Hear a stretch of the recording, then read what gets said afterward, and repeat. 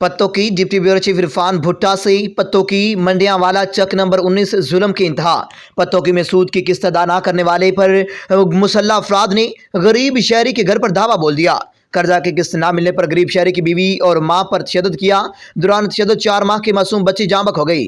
मासूम बच्ची की नमाज जनाजा अदा कर दी गई। वरसा की आईजी पंजाब से नोटिस लेने की अपील। अस्सलाम वालेकुम। मैं इस वक्त मौजूद हूँ मंडियां वाला चक नंबर 19 तहसील पत्तों की ज़िला कसूर में।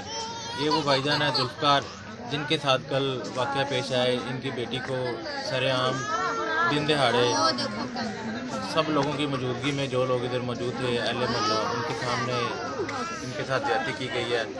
ये जुल्फ़कार भाई अस्सलाम वालेकुम। क्या भाईजान आपके साथ मामला पेश आया? सर मेरे साथ मामला ऐसी कि मेरा अज तो 1.5 साल पहले मैं बच्ची की शादी करनी सी।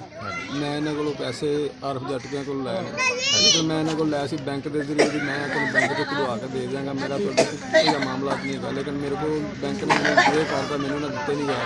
इन्हें मैंने पूछा दसिया नहीं गया। उस इंतजामिया आए ने, पुलिस आई है, उन्हें मेरी मदद की खूब की जिन्हें उन्होंने कुछ हो सके।